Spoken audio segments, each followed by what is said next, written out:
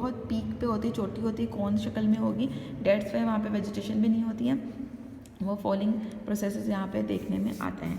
Next हमारा आता है स्लम्पिंग। स्लम्पिंग क्या होता है? An associated feature of hill slide flow is slumping, यानी कि associated feature of hill slide flow is slumping which include the downslope motion and the backward rotation of the slumping block. ठीक है, अब क्या होता है कि अगर कहीं पर वेदरिंग प्रोसेस हुआ है और मटेरियल भी मैस वेस्टिंग की वजह से, मैस मूवमेंट की वजह से नीचे की तरफ मूव करना शुरू हो जाता है, तो पीछे कुछ पार्टिकल्स या बड़े बड़े पत्थर वगैरह के ब्लॉक्स रह जाते हैं जो पूरी तरह टूटे नहीं होते। ठीक है, तो जब नीचे की तरफ वो मूव करना शुरू हो जाता है, वहाँ से वो वीक हो जाते हैं और एक्सपोज हो जाते हैं और वो बड़ा सा पत्थर टूट के उछलता हुआ नीचे की तरफ मूव कर जाता है ग्रेविटेशनल पुल की वजह से। That was called स्लम्पिंग।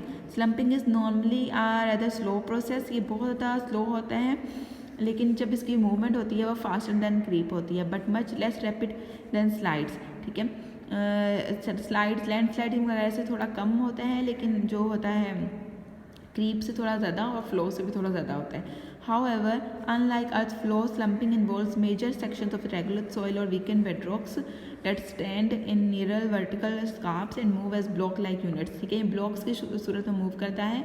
ठीक है, और जो बेडरॉक और स्लम्पिंग वगैरह वहाँ पे मौजूद होती है।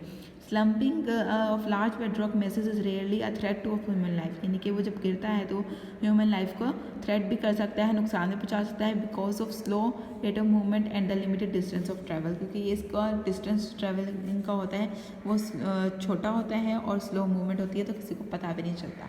ठीक है, नेक्स्ट हमारा है स्लाइड और more rapid movements.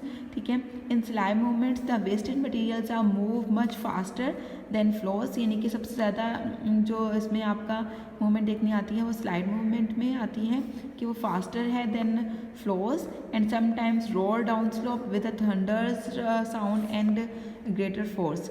Here water plays a lesser role although it does help weathering and losing that has gone before। ठीक है, यानी कि इसमें सिर्फ क्या होता है कि ल्यूब्रिकेंट बिल्कुल भी नेसेसरी नहीं होता, लेकिन आपका जो है डाउन स्लोप मैटर करती है और आपका ग्रेविटेशनल पुल मैटर करता है। विदाउट एनी वाटर वो जो है मटेरियल जो होता है वो स्लाइड करता हुआ नीचे की तरफ आ जाता है। Some slides move only consolidated rocks, unconsolidated यानी कि जो वहाँ पर अनकंसोलिडेटेड पड़ा होगा ना, चिपका हुआ नहीं होगा, जुड़ा हुआ नहीं होगा, ठीक है, मटेरियल वो स्लाइड कर जाता है, या बड़े बड़े ब्लॉक्स जो होते हैं वो स्लाइड करते हैं जहाँ पर जॉइंट्स और प्लेन्स में फ्रैक्चर्स बने होते हैं। द रैपिड डाउन स्लोप जो है सर्च invariable involve the violent disintegration, उसकी वजह से ज़्यादा नुकसान भी होता है और ये जो है सड़कों वगैरह को उस एरिया में नुकसान करते हैं। तो इसकी सबसे पहले एग्जांपल्स हैं दो, लैंडस्लाइड और रॉक स्लाइड। लैंडस्लाइड क्या होगी? In a general sense mean a down slope movement of a mass regolith or bedrock under the influence of gravity. इसकी ये डेफिनेशन है। Landslide is the general sense mean down slope movement, यानी कि एक चोटी की, पहाड़ की चोटी के ऊपर से रेगुलेट की और बेडरॉक की ग्रेविटेशनल पुल की वजह से मूवमेंट को हम लैंडस्लाइड कहते हैं, जिसमें हमें पानी की ज़रूरत नहीं होती, ड्राई होती है।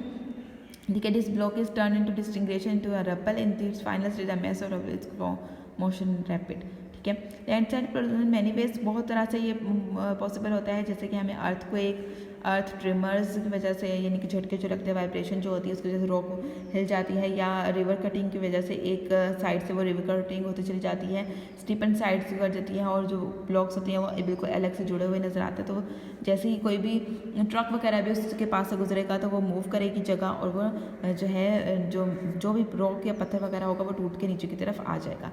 फिर रॉक स्लाइड क्या होगी? Whenever steep mountain slopes occur there is a possibility of the large disintegration of the rock slides. ये ज़्यादातर हमें स्विट्ज़रलैंड, नॉर्वे के पहाड़ी इलाकों में देखने में आता है। पूरा का पूरा जो विलेजेस होते हैं वो तबाह हो जाते हैं इनकी वजह से कि पूरी की पूरी एक रॉक जो होती है वो स्लाइड करती हुई नीचे की तरफ मूव कर जाती है। ये क्रीप मूवमेंट से और जो है आपके फ्लो मूवमेंट से थोड़ी डिफरेंट होती है, क्योंकि इनके लिए पानी की ज़रूरत नहीं होती, रेनफॉल की ज़रूरत नहीं होती। ये वेदरिंग और की वजह से जो मटीरियल या जॉइंट्स और क्रैक्स बनते हैं, तो वहाँ पर ट्रिमर्स या अर्थक्वेक जब आते हैं, मूवमेंट जो होती है उसकी वजह से बिल्कुल अनकंसोलिडेटेड हो जाते हैं और वो नीचे की तरफ मूव करते हैं। फिर फाल फास्टेस्ट मूवमेंट्स होती है, सबसे ज़्यादा तेज़ मूवमेंट होती है, जो एकदम से पत्थर ऊपर से नीचे की तरफ गिरता है ग्रेविटेशनल पुल की वजह से। इसमें भी हमारा लुब्रिकेंट की ज़रूरत नहीं होती। ठीक है, ये आपको रॉक स्लाइड और रॉक फॉल की एग्जांपल भी दी हुई है कि रॉक स्लाइड जो स्लाइड करता हुआ आता है, रॉक फॉल जो तो ऊपर से नीचे की तरफ ऐसे एग्जैक्ट गिर जाता है, जैसे हम कोई चीज़ पत्थर की तरह फेंक देते हैं।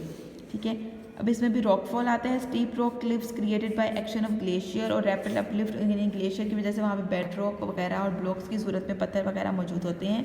This is called blocks. और फिर वो एकदम से क्लिफ्स के ऊपर से ग्लेशियर जब नीचे की तरफ बर्फ़ की सूरत में नीचे आना शुरू होता है, वो पत्थर भी साथ साथ नीचे आते हैं, यानी कि एकदम से गिर जाता है पूरा का पूरा अपना लेकर, तो उसको हम रॉकफॉल कहते हैं।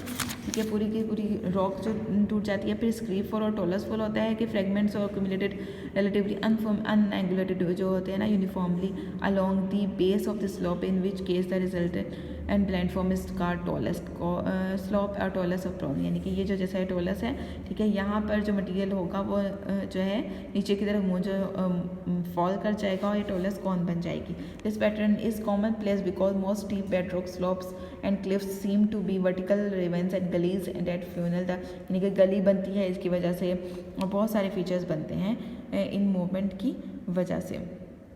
अब हम जो है recognize the forms of movement, ये हम कैसे करेंगे, ये आपको डायग्राम दिखाई हुई है, ये देखिए कि जो स्लो मूवमेंट से फास्टेस्ट मूवमेंट की तरफ जा रही है, सबसे पहले सॉइल क्रीप होती है, सोलिफ्लेक्शन होती है, फिर स्लम्पिंग होती है, फिर मड फ्लो आता है, फिर स्लाइड आ जाती है और फिर रॉकफॉल सबसे एंड में होता है।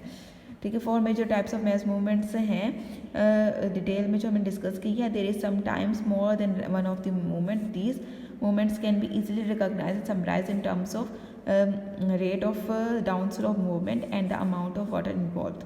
These different types of mass movements relate to the another with respect to these two parameters.